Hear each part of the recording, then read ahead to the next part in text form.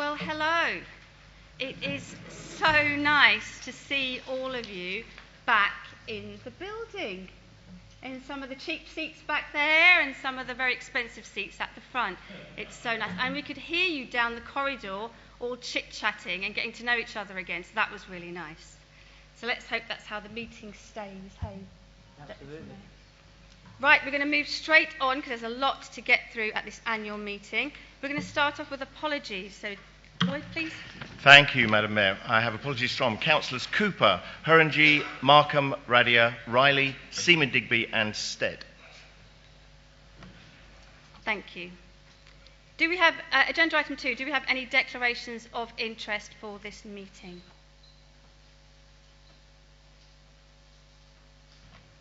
No, okay, so we shall move straight on to agenda item 3, the election of Mayor for 2021-22. And I will start with my summary of my year. This was the first speech that I have actually struggled with writing and have written half a dozen drafts. It has been difficult to decide what to add and what to leave out, as everything I did during my year was so meaningful and important. I was just going to say that the summary of my year is on my YouTube channel. So let's go to the next agenda item. But I thought, however, I'd best not.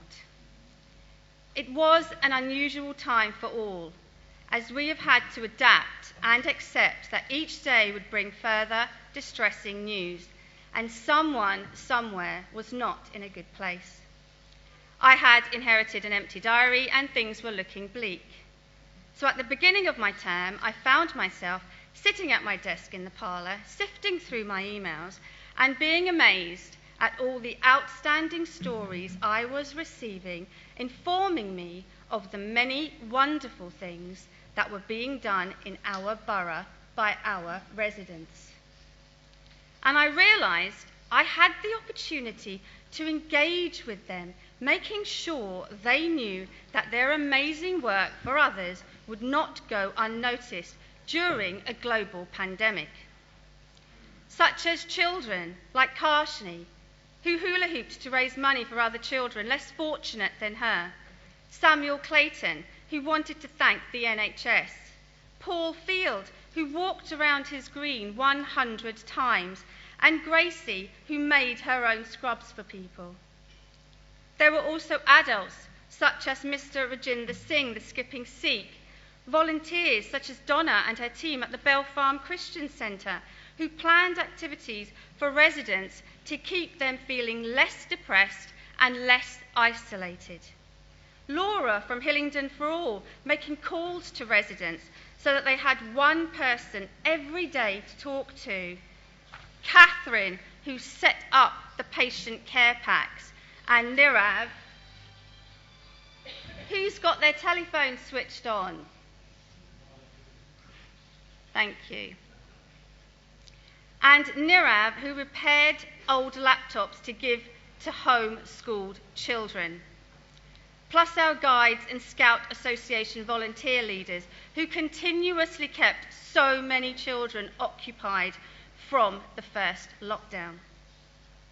I got to get to know them online and in person and was astounded at how determined they were to make helping others their key cause in life during the pandemic. Each moment in their company was truly amazing and uplifting, and the more I spoke to these residents, the more I loved my role as mayor. I've also been amazed at how business owners have reinvented themselves over and over to cater for their customers with all the restrictions they have had to follow. Opening up after closing on and off all year round and doing it with bundles of enthusiasm as their business is their passion and livelihood. Inviting me to reopen their shops like Thames Hospice in Uxbridge, the textile recycling company in Northwood Hills, and various beauty parlours. It has been so impressive how new business owners decided in lockdowns to get premises and start a new business, such as Lasher Moore in West Drayton, Give Space in Hillingdon, and PKB Therapy in Hayes. Meeting all of these people and listening to their plans and optimism has been a complete delight and beyond motivational. They all saw an opportunity during a difficult time and decided to take it, even though they knew it could be challenging. And I take my hat off to them. As I'm going to be honest, I hit my wall around January after fracturing my toe in November, causing me to feel quite low as I could not do my regular yoga and spinning exercises, and I couldn't wear my heels. I also had yet another empty diary for another lockdown. When I did get the chance to go back to do some outdoor events, the Jag conked out before an event, so we had to travel in Cameron's Fiesta. I also was very sad that there was no option to host any large gatherings, social gatherings, even with the restrictions lifting here and there. But my year has been memorable, to say the least, and I've absolutely loved it. And as you know by now, we set up the first ever YouTube channel for the Mayor. And if you don't, where have you been? Obviously, I wanted to keep it fairly formal. However, Cameron had other ideas. Mayor of Hillingdon 2020, with Cameron's enthusiasm, knowledge and experience, was born. It was supposed to be light-hearted, fun, and a little cheeky way to showcase, inform and celebrate the borough through my engagements, and as you heard, I had lots of brilliant stories to tell, and they deserved to be aired.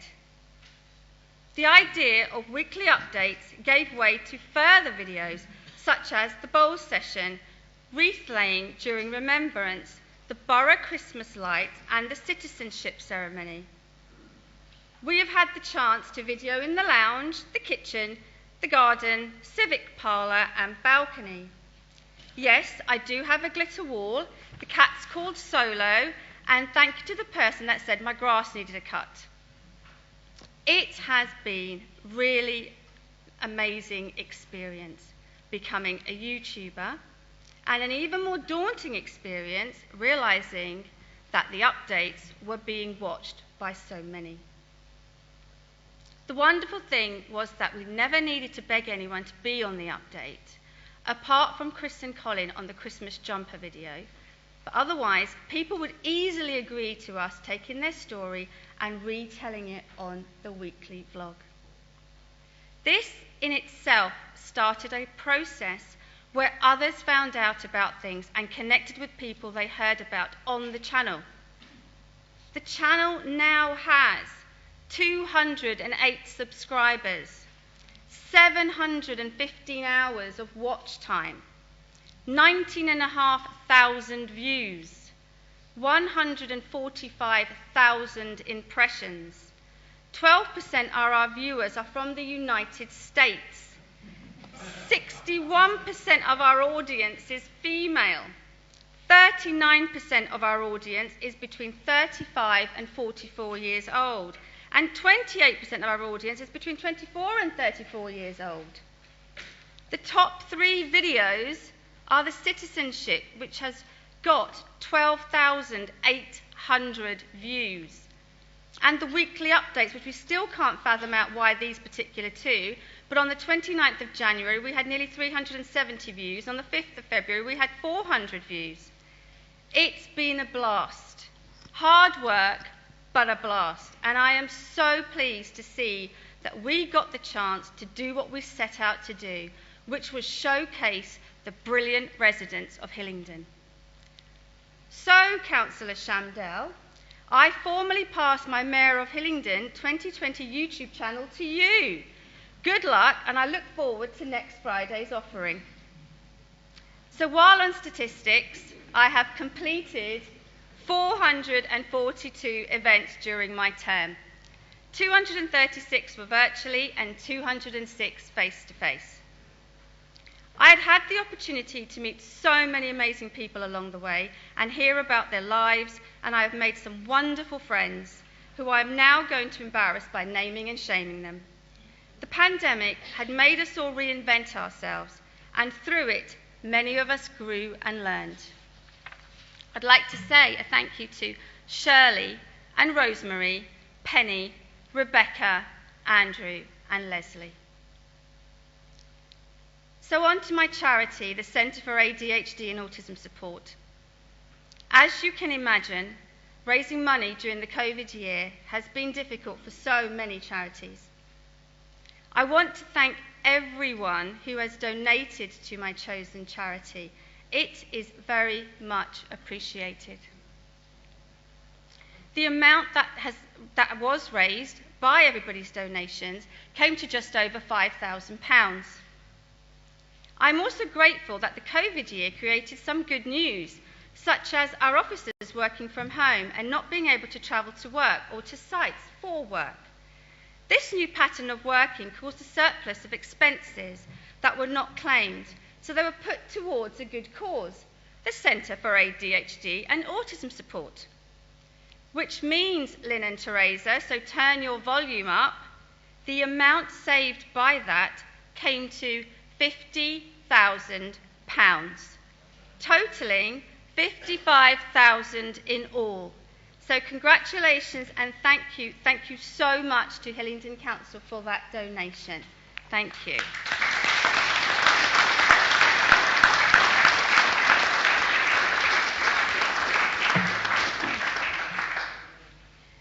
And finally, as Councillor Edwards said to me earlier this year, well, Teji, you will always be remembered as the COVID Mayor. Not quite sure if that was a compliment or not. But if my title will be the COVID Mayor, then I shall take that and run with it and leave this to be someone else's dream. Thank you.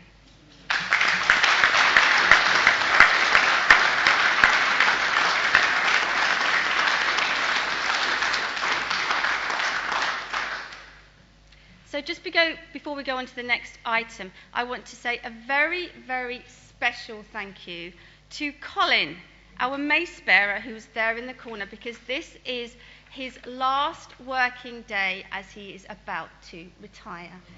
Thank you so much, Colin.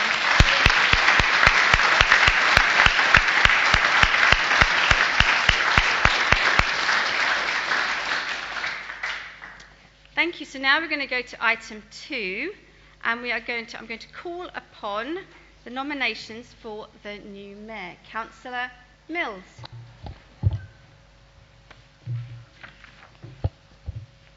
Thank you, Madam Mayor. It gives me great pleasure this evening to propose the nomination of Councillor Roy Chamdal as the next Mayor of Hillingdon. Originally from the East End of London, Roy and his wife Rita moved to Hillingdon over 30 years ago and have made it their home. A proud father of 4 children and now 1 grandson. Councillor Chamdal has been a representative of this borough since 2014 when he was elected to Brunel Ward, and I'm pleased to have been able to work alongside him as a ward colleague since then. Prior to joining the council, Roy has always been involved in his local community, having been a school governor at both primary and secondary schools, with key contributions into finance and also special educational needs. His community work goes far beyond this though. He has helped to set up a health centre near his home village in India, providing much required services and facilities for those unable to travel to the nearest big town. More closer to home, he assisted his local temple, where I know he is widely respected, and this enthusiasm and commitment to helping communities will continue during his time as mayor. His chosen charities will also benefit from all of the positive attention he will bring them during the year. I'm confident that Roy will make an outstanding mayor. His personable and friendly approach and nature has made him a popular member of this council across both sides of the chamber. Having been a long-time member of the Central and South Planning Committee, along with Chairman of Licensing, he is known for his fair and even-handed approach, as well as making careful and considered decisions, and I'm sure that will bode him well in chairing council meetings.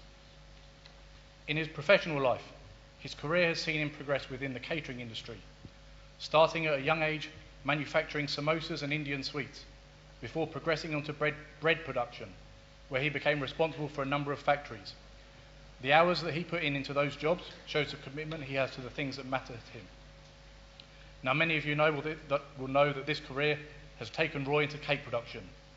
Though ahead of his fitting of the mayoral robes, he's had to step back from his de facto position as head of testing. In the spare time that he does have, he He's an avid cricket fan, and I've had the pleasure of attending matches with him, which is always a fun day out, especially once he introduces you to his special Punjabi water. He's managed to somehow attend training days with the England team and even join in catching practice with the England captain, and I'm sure that similar opportunities will come his way as first citizen of our borough. Madam Mayor, I'm sure that during his year as your deputy, Councillor Chamdal has learnt plenty from you to prepare himself for the year ahead. Linking this back to his professional and political passions, his mayoral position is oven-baked, ready to go. Roy, I wish you and Rita all the best for the year ahead. I'm sure that you'll do great. You have our support, and most of all, make sure you enjoy it. Madam Mayor, I propose Councillor Roy Chamdal to be the next Mayor of Hillingdon. Thank you. Thank you. Councillor Simmons. Madam Mayor, it's a privilege and an honour to second Councillor Chamdal's nomination to join the roster of mayors of Hillingdon tonight. Many of us on the Conservative benches first became familiar with Councillor Chamdal as the Lib Dems' Big Roy.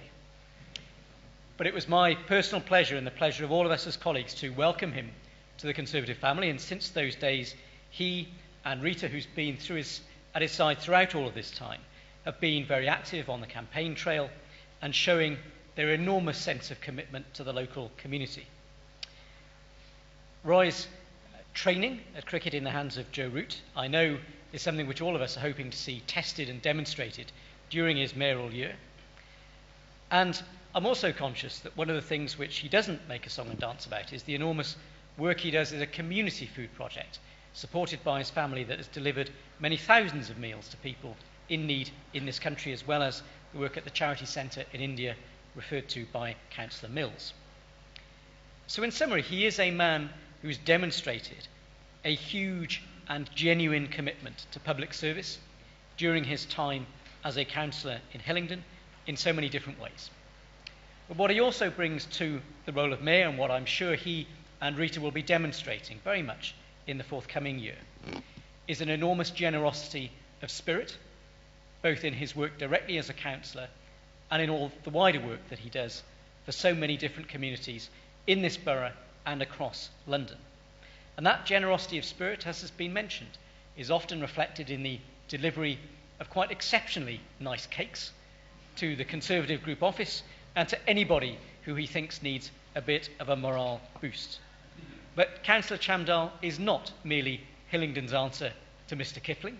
He is somebody who will, I'm sure, be an incredibly worthy successor to Councillor Barnes. And as we move from what has been a mayoral year, which we all recognise has been a very different one, to a situation where we'll be able to see our mayor able to go out and visit the schools, see the community, I'm sure Councillor Chamdal, in a different way, will be an exceptional ambassador for this council, and it's my absolute pleasure to second his nomination as mayor tonight.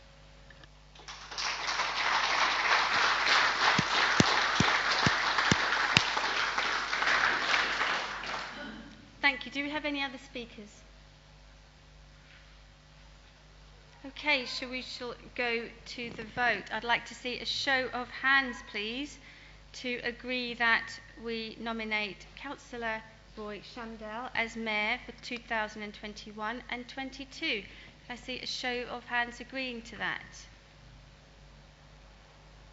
Thank you. Is there anyone that is against that? Thank you. So I declare that Councillor Roy Chamdal will be the Mayor for 2021-22. Lloyd,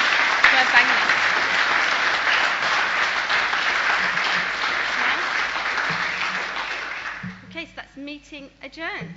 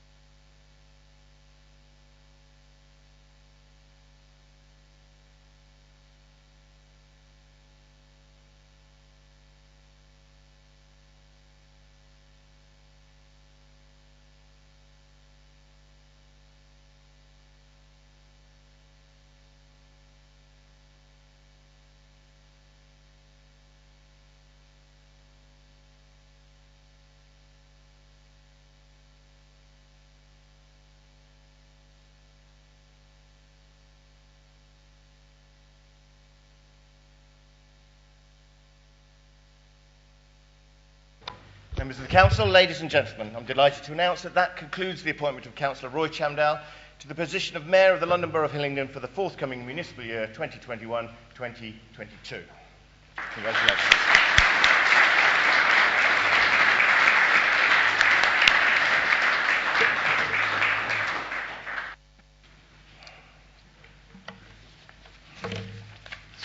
Good evening, everybody. We move on straight into the business end of it now. We go into the appointment of a deputy mayor. I have that. I will be appointing Councillor Becky Haggard. Where is she? I can't see her. There she is.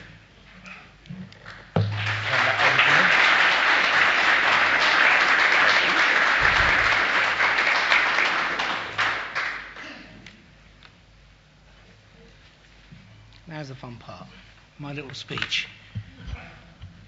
Well, first of all, let me say a big thank you to Councillors Richard Mills and Councillor David Simmons, MP, for their very, very kind but true words. Obviously, the cakes have worked. In addition, I'd like to thank all the councillors for giving me this opportunity to represent this fantastic borough. And I will do my utmost best to fulfil the role with dignity, respect, and above all, honour.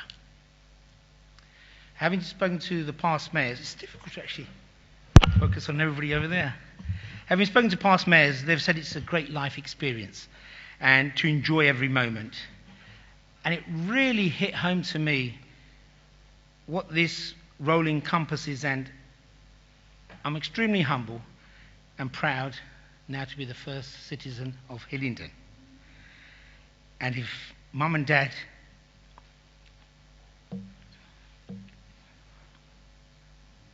were here now, they will say the boy's done good. Councillor Barnes, thank you very much. You had a very, very difficult, if not impossible year for the role of the mayor. You handled it absolutely brilliantly. And a big thank you from me. You supported me a lot for that.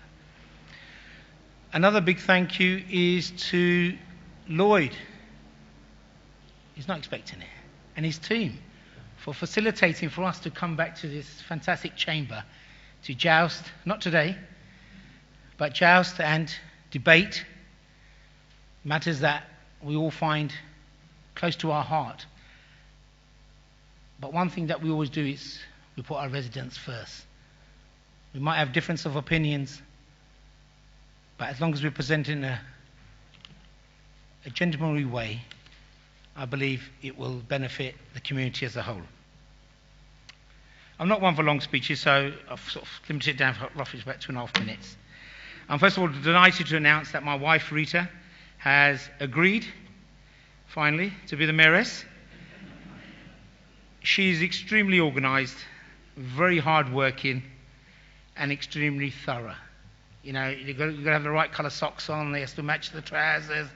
No, she's very good, and she's going to support me ably, and she'll be an asset to the mayoral team. For my escort, I was extremely surprised when my daughter agreed. Where is she? Evangeline. She's great on the technical part, a bit like Cameron. I mean, I can't make heads and tails of things. She helps me a lot. So she's kindly volunteered to be my escort, and I believe it'd be a big step for her and for me. Spend some time together. I want to thank all my guests who've turned up today from afar and near, and also want to say, which camera? A big thank you to everybody who's listening in India. It's about 12:30. And people in America, it's in the afternoon. So hello, I'm not supposed to name you, so I'm not going to. The one thing the past year has shown us is that we need communities. The pandemic has not discriminated in its victims at all, whether it's person or whether it's even business. And the strength of our communities has shown us that we help each other regardless of race, faith, belief. Whether you're overweight like me, no. We have to act as one. My charities.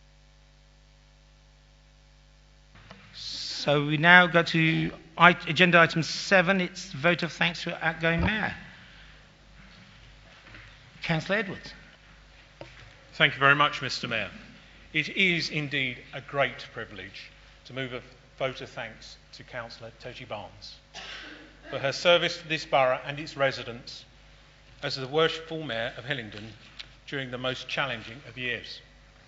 The COVID pandemic has impacted this borough greatly, and as a consequence, Teji's mayoral activities were greatly curtailed, and it will not be lost on colleagues that the first address by Teji in the chamber in her mayoral robes has been her statement as retiring mayor. But as the saying goes, in the middle of difficulty lies opportunity.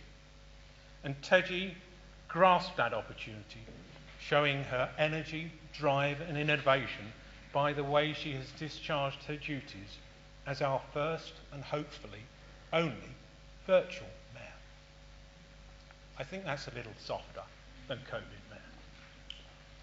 Teji, you have maintained the dignity of the office of mayor throughout and found a new way of connecting with residents through your YouTube channel, a new practice that I suspect may well be adopted by future mayors. Your chosen charity, the Centre for ADHD and Autism Support, which is within your ward, supports, educates and empowers individuals with autism and their families. I know that Teji is passionate about their work and was pleased to have the opportunity to fundraise for them. But whilst it was fair to say that the pandemic put the brakes on your predecessor, Councillor Yarrow's fundraising at the end of his year, the brakes have been firmly left on throughout the whole of your year, preventing your fundraising exploding into life in the way that I know that you wish to do so. Despite the challenge, and being the innovative businesswoman that Teji is, she has ensured that her charity hasn't missed out by repurposing funds from the Mayor who's unable to use to support civic dinner, civic service, as well as general hospitality. And together she has raised £55,000, as she informs us, for the mayoral's charity, an exceptional achievement in these circumstances. The change in council leadership has not affected our sound financial management, and Hillingdon will once again come in significantly under budget. But when the outturn for last year is finalised, I will be pleased to be in a position to recommend to Cabinet that we top up your fundraising total so that the amount raised for the Centre for ADHD Autism Support will be £105,000.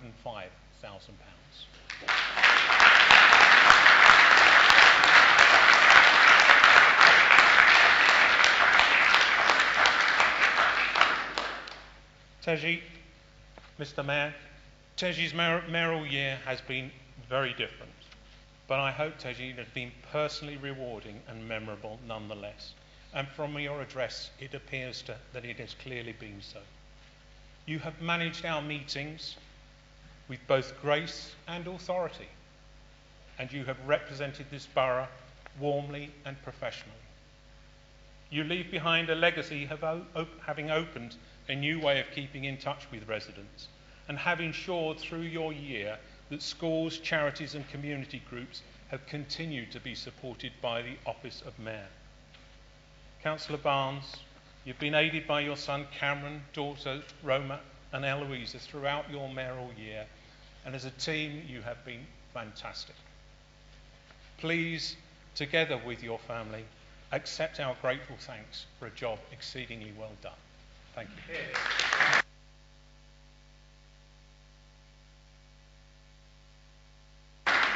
Councillor Curlin.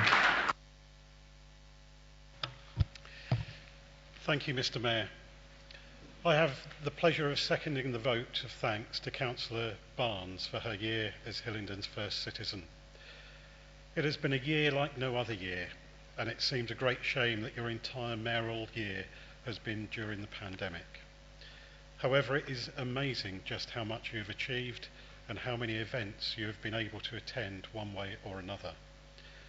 I've had the pleasure of attending a few of your events, including the opening of the refurbished bandstand at Borough Hall Park, and sadly the laying of a wreath at the death of His Royal Highness Prince Philip. One positive side of the pandemic is that our whole community has pulled together and looked out for each other, and it has been great to watch your weekly YouTube videos. The double act of Madam Mayor and Cameron has been very informative as well as entertaining.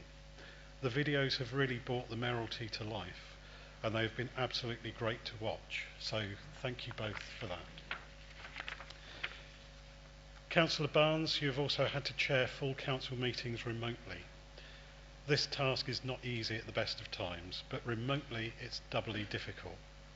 Despite the technical problems and one or two rebels using the chat function, you maintained order and discipline and ensured that our meetings were conducted impeccably. It is therefore with a great deal of pleasure and appreciation that I second this vote of thanks to Madam Mayor for 2020 to 2021, Councillor Teji Barnes. Thank you.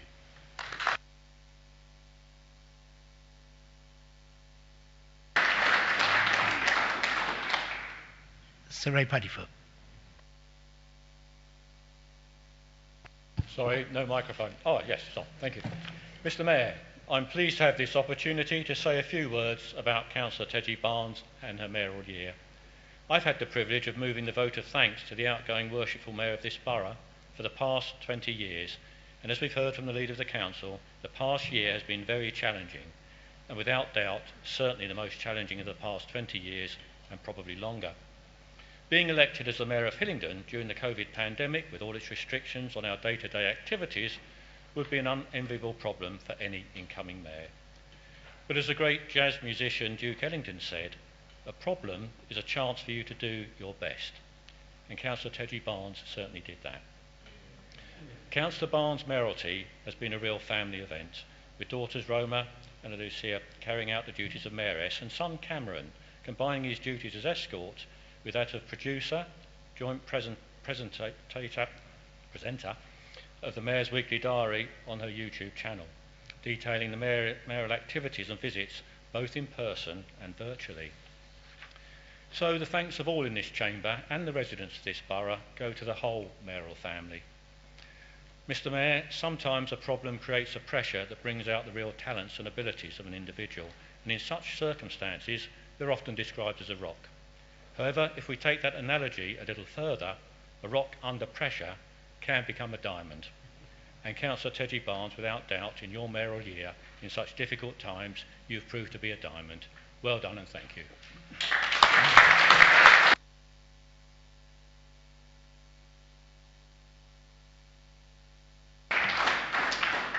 Is there any other speakers? No? So is this vote of thanks agreed? Agreed. Thank you. We now move on to 7.2, a presentation of past mayors and past mayoresses. I've asked that Councillor Barnes does a presentation, which she had to delay for a year first. So, Councillor Yarrow and who's Mary? Mary O'Connor. So can I actually, sorry, Mr. Mayor, could we have you up separately? So could I have Councillor Yarrow first, please?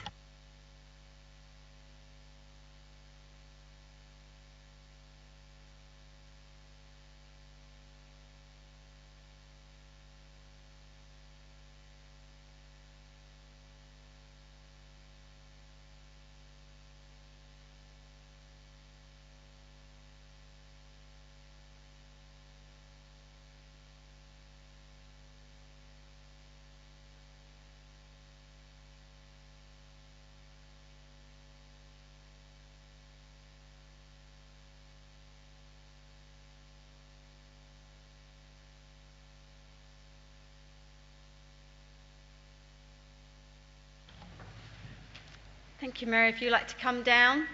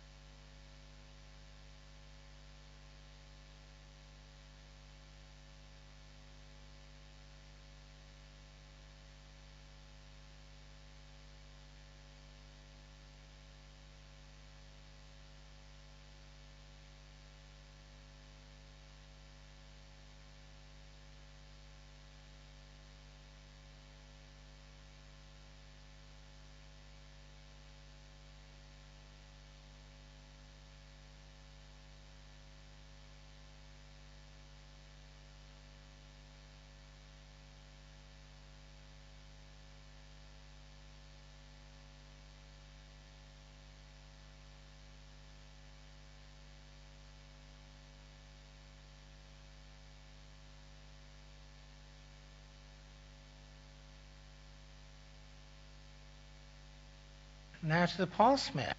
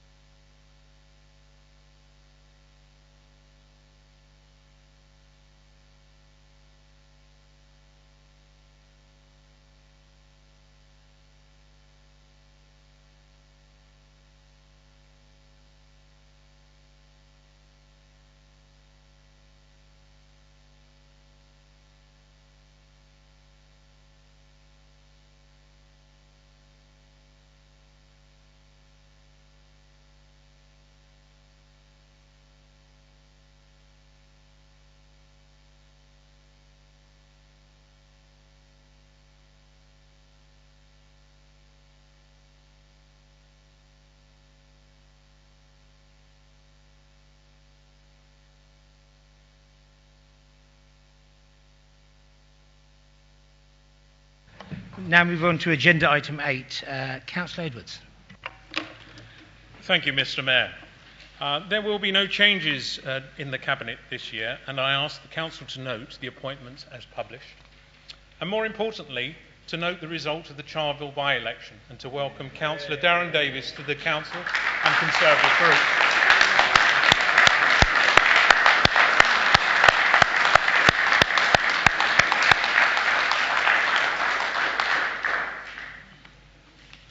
Mr. Mayor, Part 3 and Part 4, 8.3 and 8.4 of the report set out changes to the Council's constitution that I believe are in residents' best interests as we prepare for next year's reduction in the number of members of the Council.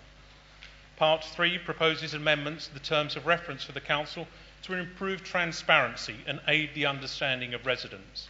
The amendments reflect the changes in law over the last years that have previously required Council to have certain plans and strategies that are no longer necessary.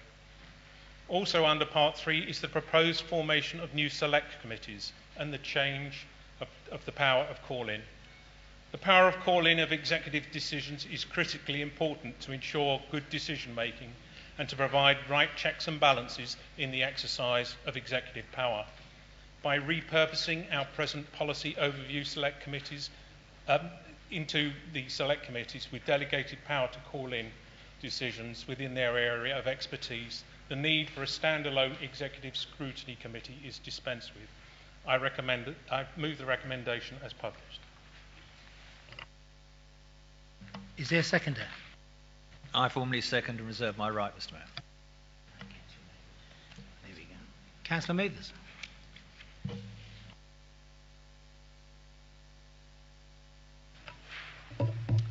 Thank you, Mr. Mayor. I wish to move the amendment on the paper. Mr. Mayor, scrutiny in local government should regularly be reviewed to strengthen local democracy, and it should be regularly reviewed to strengthen the services and responsibilities of the council for local residents. And generally, we welcome these changes to improve our committees, but unfortunately, these changes prevent scrutiny at the first stage, and it's a simple amendment that will change this. The amendment I move prevents the reduction of councillors who can request a call-in. How it currently works is every councillor can request a call-in. It is then taken to executive scrutiny for the decision to be made on whether a call-in can occur. This is made on cabinet decisions either at cabinet meeting itself or those during and between meetings. How it is proposed to work is that only 28 councillors spread across 4 select committees can request a call-in, seemingly only in the area of their committee. So effectively only 7 councillors can request a call-in and then make the decision as to whether that call-in is made. So from 57 to 7. Under these new rules, requesting a call-in would not include people such as the Leader of the Opposition. It would not include councillors whose wards are affected by the decisions made in cabinets if they weren't on that specific committee. And it wouldn't be future-proof, because if there were to be other parties or independents who maybe didn't have enough representation across those 4 committees, they would not have chance to call in on, or request a call-in on every part of the council's work and activities from decisions made in cabinet. Therefore, I move this simple amendment to enable all councillors to be able to request a call-in as required.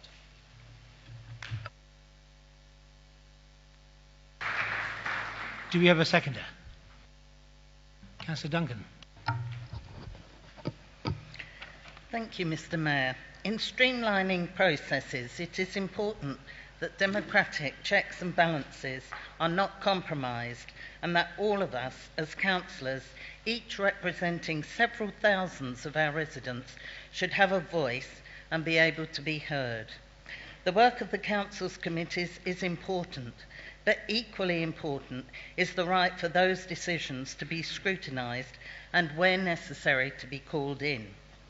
Giving all councillors the right to refer a decision for call-in to the relevant select committee is a strengthening of democratic process and gives any councillor in any part of the borough the opportunity to bring forward matters in requesting a call-in that may assist understanding and ultimately decision-making.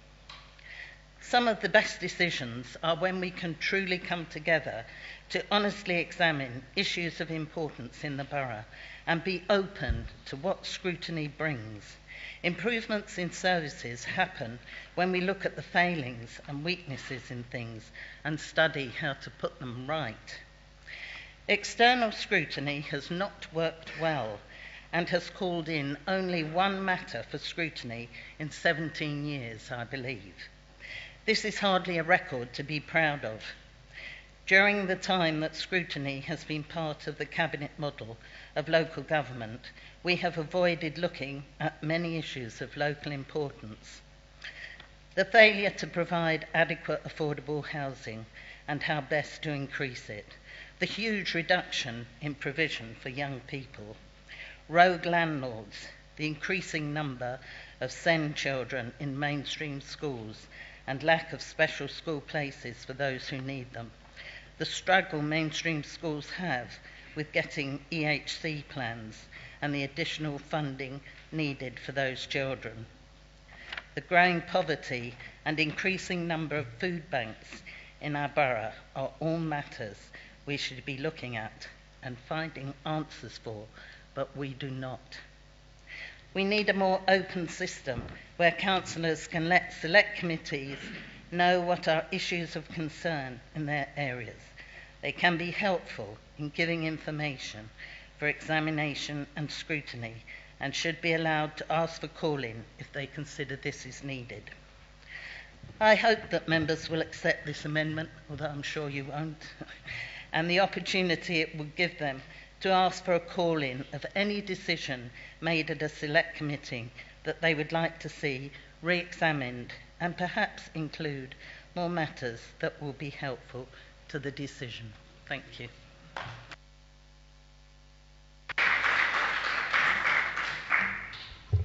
Just bring Lloyd in for a second. Thank you, Mr. Mayor. Just for the clarity of everybody watching in the room and perhaps for our new councillor to help follow, we're now debating the amendment that is set out on page 3A and on page 4B of the Green Paper. That's what we're now debating. Do you have any other speakers? Peter Curley. Thank you, Mr. Mayor. We appreciate the Leader of the Council is attempting to make scrutiny more effective, which is welcome. I speak in favour of this amendment, which is brought in an effort to assist the administration in their desire for a more effective system of scrutiny. The modernisation of local government over 20 years ago moved away from policy committees to a leader in cabinet system. This meant that decision making became more efficient, and the leader and cabinet have a mandate to pursue the policy agenda that they were elected on. But all other councillors scrutinise those decisions. A strong administration can only truly be successful if it has a strong and efficient scrutiny system in place to support it, as well as hold the executive to account for their decisions. This is the basis of our local democracy. Regardless of our party allegiances, all members regardless of our party allegiances, all elected members that are not in the Cabinet share the responsibility of scrutinising the executive. This is the checks and balances that go with the leader and Cabinet system of governance. This amendment is simply to help full council ensure that all elected members that are not in the Cabinet have the constitutional right to carry out their civic duty as scrutineers of the executive. I would therefore urge full council to assist and enable the leader of the council to implement a more effective system of scrutiny that does not disenfranchise any member of whichever party to carry out their civic duty to scrutinise the executive. Each and every one of us can do this by voting in favour of this amendment. Thank you, thank you, Mr. Mayor. You got me back for not calling him Councillor Curley. Any other speakers? No? Okay, we go back to Councillor Edwards. Thank you, Mr. Mayor. The deletion of a small number of words reveals much about the difference in mindset between the Conservative administration and our Labour opposition.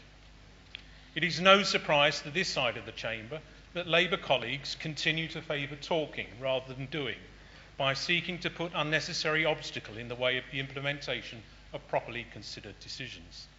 They clearly do not expect to be in power in the foreseeable future, and the Charleville by-election result would suggest those expectations are not misplaced. But more importantly, it says a lot about the dynamics of the opposition. Their support for this amendment would clearly show an inability or unwillingness to approach their own colleagues on a select committee to make the case to commence the call-in procedure. Or maybe they are so divided amongst themselves that they don't believe they would be listened to. Mr. Mayor, this is an unwelcome amendment that goes too far and would open the door to frivolous delay. It is not good governance and it will not be supported by the Conservatives. Thank you. Councillor Mathers. Thank you, Mr. Mayor. I'm not surprised this will be voted down by the administration who cling on to control. They wish to reduce those who are able to scrutinise them, as their previous leader did, by reducing the way in which members' inquiries were managed, reducing the role of councillors to keep them quiet so that Cabinet can continue, and it's a dangerous move. Cabinet aren't making every decision poorly, but they should be accountable to those councillors around them when there is more need for information or a change of heart.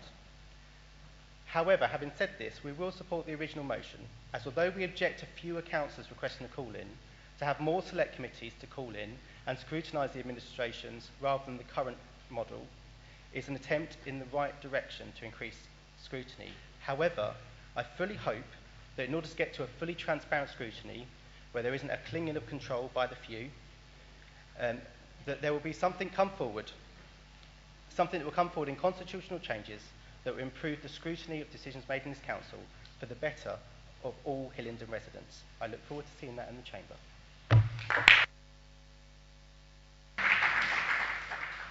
We all come to the important moment, the vote.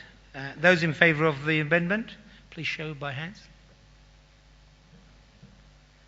Those voting against the amendment, the amendment is lost. Thank you, Mr. Mayor. That amendment is lost, and we move back to debating the original motion as moved by Councillor Edwards, and I believe Councillor Bianca reserved his right. Councillor Bianca. Councillor Edwards. Nothing further to add, Mr. Mayor. If any other speakers, sorry. No? We do have. Chairs. Councillor Dillon. Yes, Mr. Mayor, thank you. Agenda item 8, Appendix 3.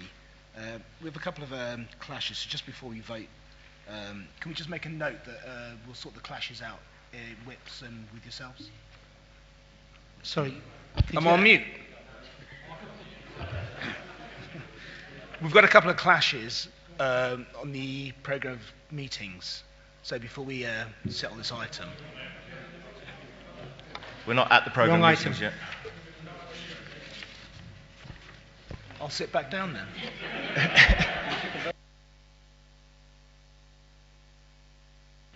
So we go to the vote. Is the motion agreed?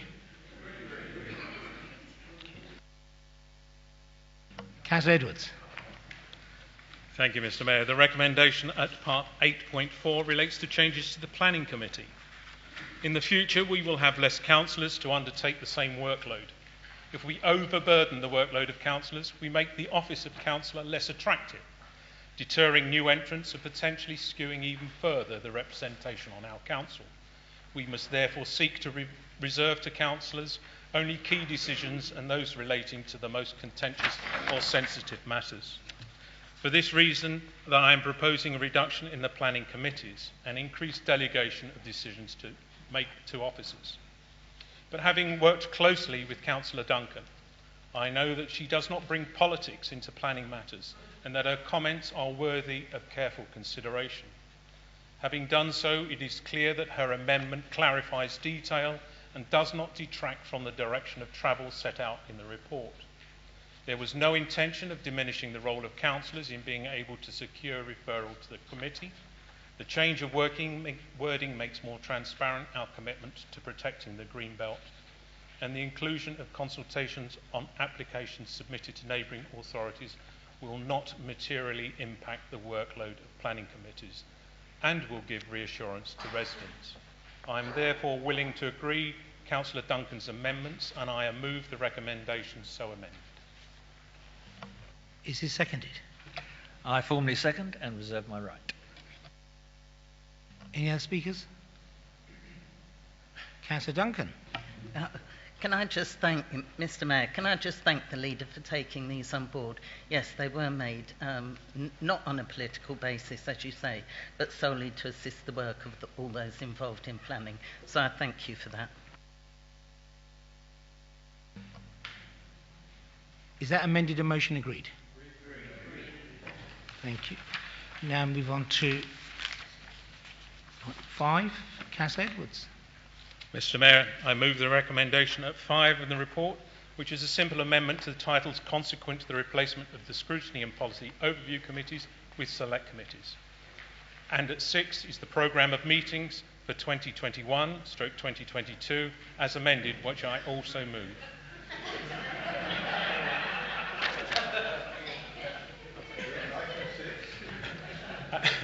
And finally, and consistent with the theme of preparing for a change in the council size next year, I am recommended at point 7 a review of council appointments to outside bodies, and I so move the recommendations.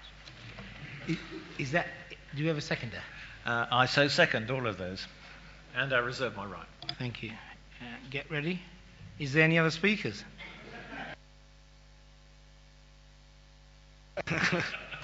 You'd have to put your hand up first. Let's go for it. Councillor Dillon.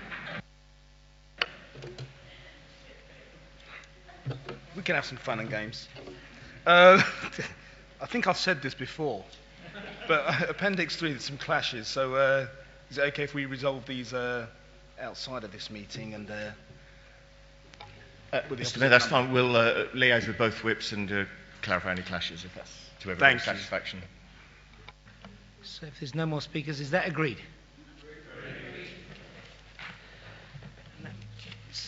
7, 9. Councillor Flynn. Thank you, Mr. Mayor. I formally move the committee allocations and membership for the council year 2021 to 2022 as per the attachment to the order of business. Sorry, I fell asleep. Is that seconded? I formally second this and reserve my right. Any other speakers? No? Sorry? Sorry, that's fine. Thank you. Councillor Dillon, last chance? No? Any other speakers? No? Is that agreed? Thank you. We go on to agenda item 10. Councillor Cawthorne. Thank you, Mr. Mayor. It gives me great pleasure to move the Policy Overview and Scrutiny Annual Report for 2020-2021.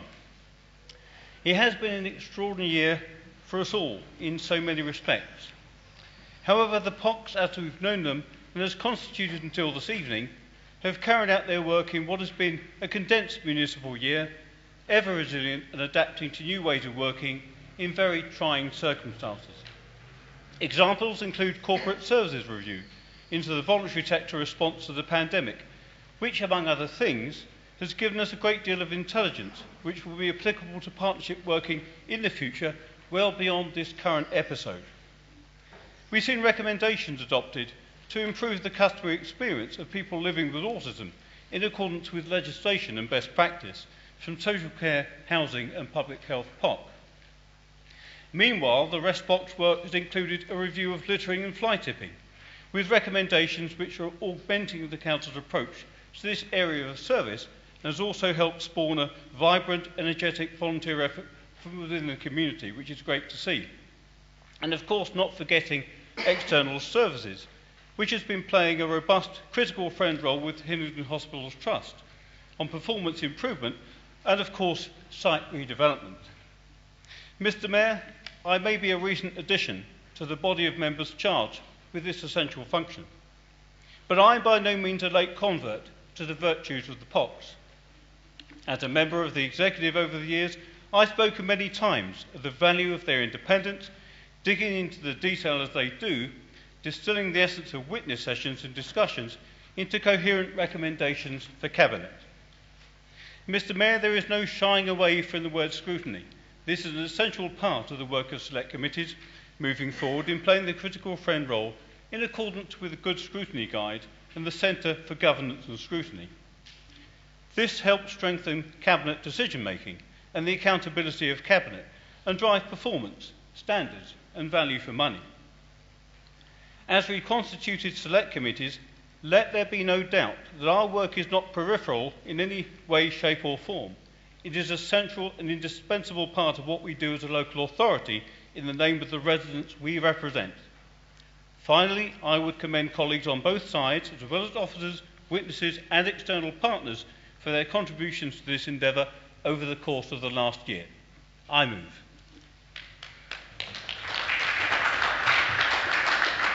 Is this seconded? Councillor Bridges. Thank you, Mr. Mayor. May I offer my congratulations to you on your election as Mayor. I would like to second Councillor Cawthorne and in doing so acknowledge the contributions of members from both sides of this chamber. Despite the pandemic, members have come together in virtual committees throughout the year to monitor, scrutinise and suggest improvements that benefit all residents across our borough. I would also like to thank council officers for their assistance and of course the witnesses who give up valuable time to share their knowledge, experience and insight into the areas under review. Mr. Mayor, I am pleased to second this annual report to Council. Do we have any other speakers? If not, is this item report noted? We now move on to agenda item 11. Councillor Edwards. Thank you very much, Mr. Mayor. Any review of the past year and assessment of the borough has to comment on the COVID pandemic, how it has impacted our residents and continues to present a threat, how the council responded to support residents, and how the shared experience of the pandemic might change expectations moving forwards. In what I will be saying will be cold detail and terminology, But we must remember that behind every resident lost to the pandemic was a life lived and shared, a family losing a member, friendships broken, and hurt and suffering experienced by many. It is very sobering to know that 757 residents have lost their lives within 28 days of testing positive for COVID, and the full consequences of the pandemic have yet to play out. At the height, our infection rate per 100,000 residents was 952. Last week, it was 35.8. Today, it is 30.6. But it still remains one of the highest in London. The government reminds us that whilst the outlook is positive for ending soon all restrictions, the fight against coronavirus is not over, and the residents of Hillingdon will not be safe until everyone is safe and the threat of new variants is ended. Mr. Mayor, it will not have escaped your or members' attention that Hillingdon is included in the growing list of local authorities where variants of concern have been identified and enhanced control measures have been implemented. By the beginning of this week, there had been 2 confirmed cases of the South African variant in the borough, in Hayes and more recently in South Ruislip. Neither case has links to anyone who had travelled, so were deemed to be community transmission. Robust track and trace measures helped to stop further community transmission, and at the end of the surge testing in Hayes, no further case of the South African variant had been found. The surge testing in Ruislip ends this weekend, and to date, no further cases of the variant have been found. Complicating the situation in Ruislip was 35 confirmed COVID-19 cases at Queensmead School. Of these, 13 pupils were Hillingdon residents. And of particular concern is that 3 of the 35 cases have been confirmed by whole genome sequencing to be the Indian variant. 1 of the 3 is a Hillingdon resident.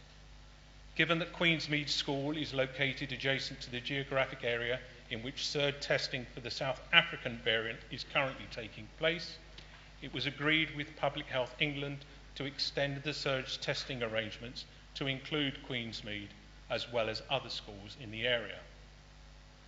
In the last week, cases of the Indian variant have increased significantly in London, and North West London boroughs account for half of the total number of such cases. Whereas in other areas there is evidence of further community transmission of this variant, this is not the case in Hillingdon. Our infection rate, even at sub-ward level, is not revealing any evidence of a community outbreak, and the borough's infection rate is on a downward trajectory from a small spike recorded at the beginning of the month. It is important to note that Hillingdon's infection rate includes all those COVID cases detected in our quarantine hotels. And as we have half of all the quarantine hotels in the country in our borough, it is no surprise that this is causing a significant skewing of the data with regard to the Indian variant of concern. We must be very cautious, though, as the results of genome testing, if carried out, are not known for a couple of weeks. We cannot therefore be certain that we have not got an emerging problem, and so we have plans prepared to immediately and significantly step up community testing and the vaccination programme in hotspot areas.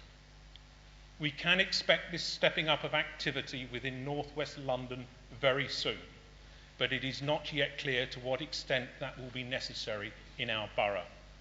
Our communications team are working hard to prepare community messages to inform and reassure our residents as the situation unfolds. Mr. Mayor, our residents can be assured that getting ahead of the COVID threat is our greatest priority, as it has been since the outbreak of the pandemic.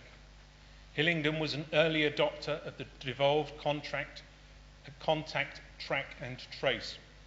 Previously, this was a highly centralised process with local authority involvement only where the central system had been unable to contact a person that had tested positive.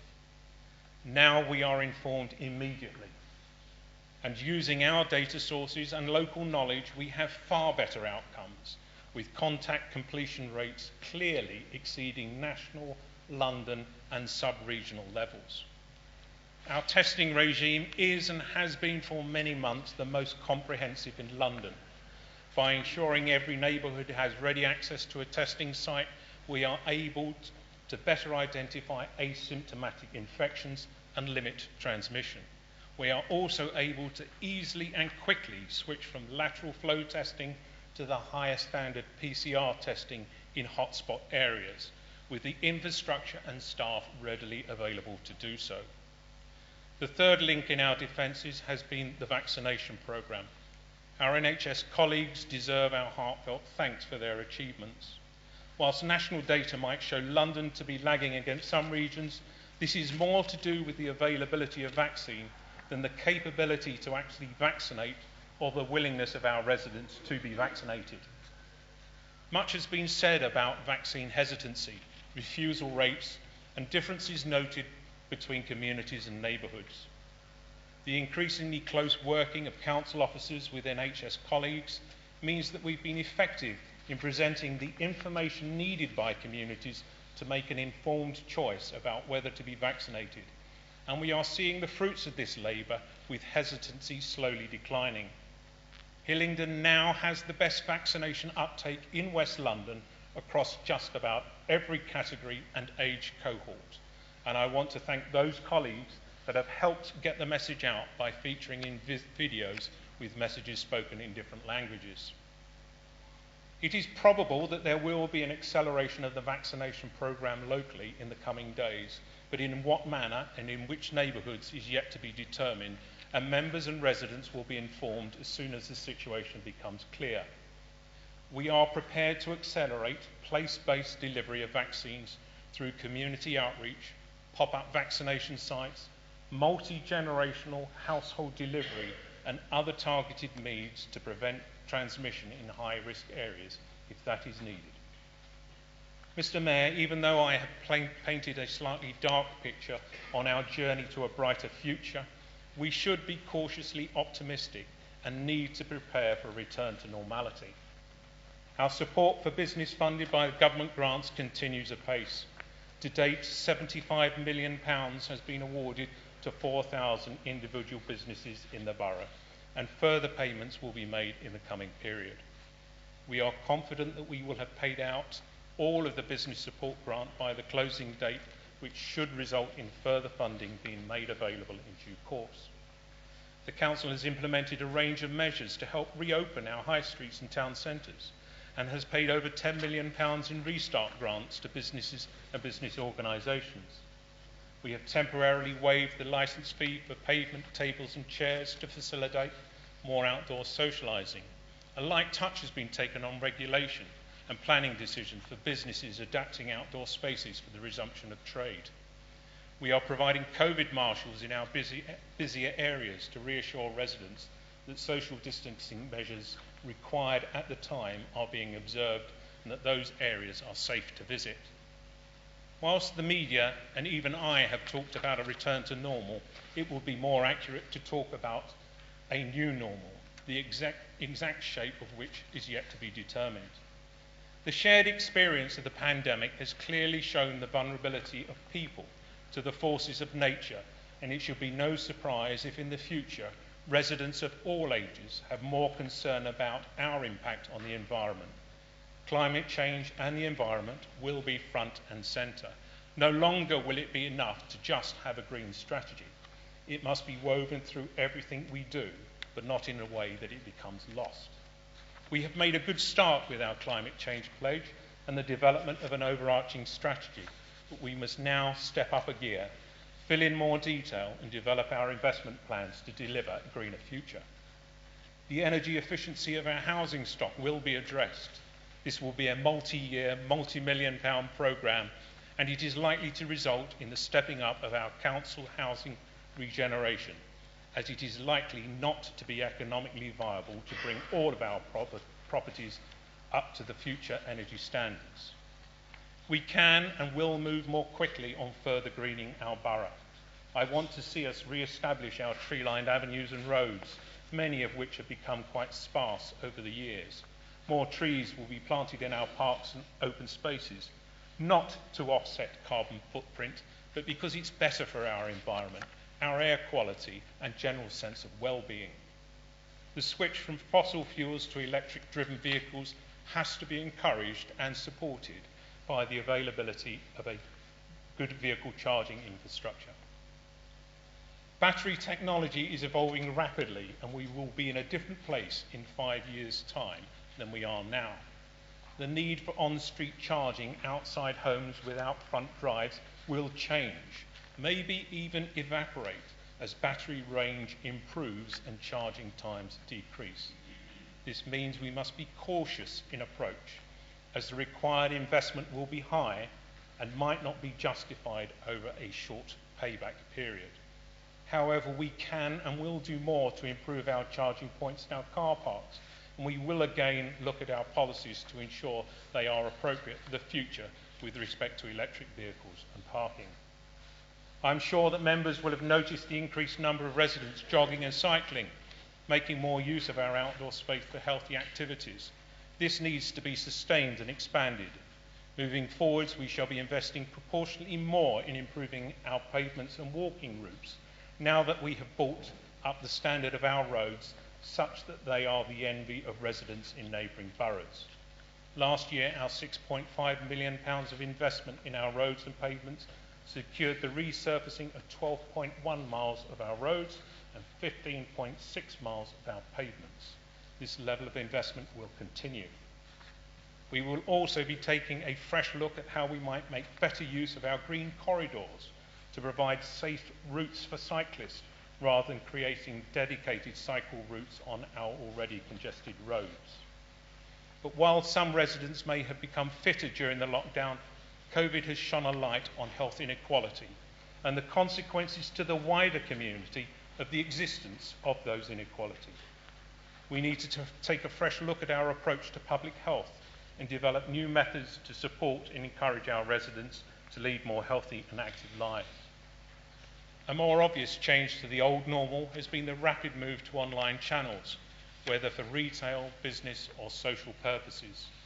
Just as local authorities ensured universal access to the printed world through the establishment of modern libraries, so there is a need to ensure universal access to the digital world through expansion of the mission of our libraries. The most commented on change arising from the lockdown has been working from home and its surprising success. This is most unlikely to be fully reversed, and that means that more resident time will be spent locally, with consequent growth in the demand for local services and businesses, which may mean the decline of our high streets is halted, possibly even reversed. Our planning approach should be to facilitate rather than regulate this evolution. I am concerned that I may be speaking for too long and have not yet mentioned the impact of the pandemic on our young people, their education, skills and employment, and the many other issues that we shall be appraising moving forwards. I shall do no more at this time than to leave a marker, as I want to use my last few minutes addressing the financial impact of the pandemic on the borough. I'm pleased to inform Council that the pandemic has not blown off course our sound financial management, and the outturn for the year ending April will be even better than had been forecast. The additional cost of the pandemic has been contained within existing budgets and government grants, and we are expected to confirm an underspend of £4.9 million and a closing general reserves of £32.8 million, both materially ahead of forecast. Furthermore, the £9.1 million of earmarked reserves for COVID have not been called upon, and we are cautiously optimistic that they will not be required for this purpose in the future. Unspent government grants of £6 million will be carried forward into this year, which further strengthens our financial position. But we are not naive to the fact that the bill for COVID has yet to be presented to the country, and we can foresee local authorities having to make contribution through future funding constraints. In anticipation, we must step up our drive for efficiencies, and we will be considering afresh the future shape of the council. My expectation is that it will require less office space, that with the opening of new access channels to residents who are confident in serving themselves through our website, we will require fewer staff to process and administer workflows. There will be more investment in automation of processes and robotics, cutting the number of steps between residents' request for service and its delivery. In due course, we shall look back over this period and undoubtedly see it as a period of loss, hurt and hardship. But I also believe that we shall see it as a turning point from which a slightly new course is set, and one that leads to a better outcome for this borough and its residents. One cannot but be encouraged by the way neighbours have supported each other through this period, how residents have stepped forward and volunteered to help charities, hospitals, vaccination centres and in many other ways. I am similarly encouraged by the way the institutions and services have innovated, adapted and worked more closely together. We will be in a far stronger position for this, and residents should see service improvements as a consequence. I've also been impressed by the commitment and flexibility of our staff, who have implemented new ideas overnight, and through their endeavours they have shown that they clearly put our residents first as well. Our Chief Executive and Corporate Directors have excelled in their leadership, rolling up their sleeves and getting the job done. And members, all members, have come together in common purpose of supporting our residents and strengthening our borough in its fight against COVID. The last year has been a year of extreme challenge, but one of resilience, determination and achievement. I am mightily proud to be the leader of this fine council in a wonderful borough, and I salute you all. Thank you.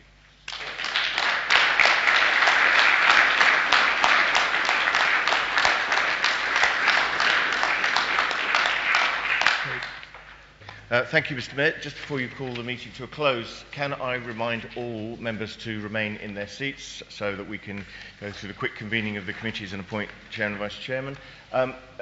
For our guests in the public gallery, obviously when the Mayor leaves, you're free to leave. We need to just do a little bit of further business with the councillors, so if you could leave quietly, that'd be very much appreciated. Thank you. I formally close the council meeting. Thank you.